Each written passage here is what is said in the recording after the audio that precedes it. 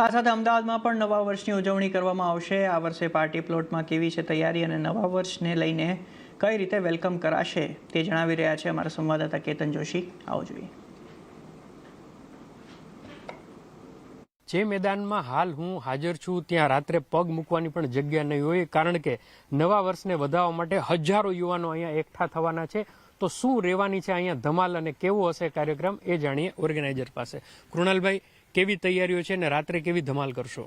બહુ ધમાકેદાર તૈયારીઓ છે। તમે જોઈ રહ્યા છો કે કેટલું મોટું સ્ટેજ બનાવ્યું છે, સાઉન્ડ લાઇટ અમે બહુ મોટા લેવલે વાપર્યા છે, અને પ્લસ અમે સાથે જે બોમ્બેથી ડીજે દીવા બોલાઈ છે, સાથે ડીજે ક્રિસ બી છે, અને ઘણા બધા આર્ટિસ્ટ અમારી સાથે જોડાવાના છે, ઘણી બધી સેલિબ્રિટીઝ જોડાવાની છે, ડાન્સ પરફોર્મન્સ બહુ બધા છે।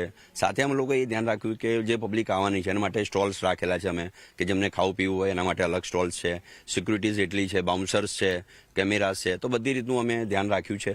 પ્લસ સાથે અમે આતિશબાજી બહુ જ મોટા લેવલે રાખી છે કે જે 12 વાગે જેવો ખતમ થશે, ન્યૂ યર સ્ટાર્ટ થશે 31 પછી, તો એ અમે બહુ જ અલગ રીતે આતિશબાજી કરવાના છે। લોકોને બહુ જ મજા આવવાની છે, લોકો બહુ જ એક્સાઇટેડ છે, અને માર્કેટમાં અમે ધૂમ મચાઈ છે કે આ વખતે જે ડીજે આવવાના છે બોમ્બેથી એ જબરજસ્ત પરફોર્મન્સ કરવા છે અને બહુ ફેમસ છે। એ તમે જોઈ શકશો કે કેટલું મોટા લેવલે અમારું ગ્રાઉન્ડ છે અને કઈ રીતની અમારી તૈયારીઓ થઈ રહી છે। બિલકુલ, તો બસ હવે રાહ છે માત્ર રાત પડવાની। તો 3 કલાક જે રહેવાના છે એ ખૂબ જ યાદગાર રહે તેની તૈયારીઓ થઈ ગઈ છે। બસ રાત્રે 9 વાગ્યે પછી કાઉન્ટડાઉન શરૂ થશે 2026ને વેલકમ કરવાનું।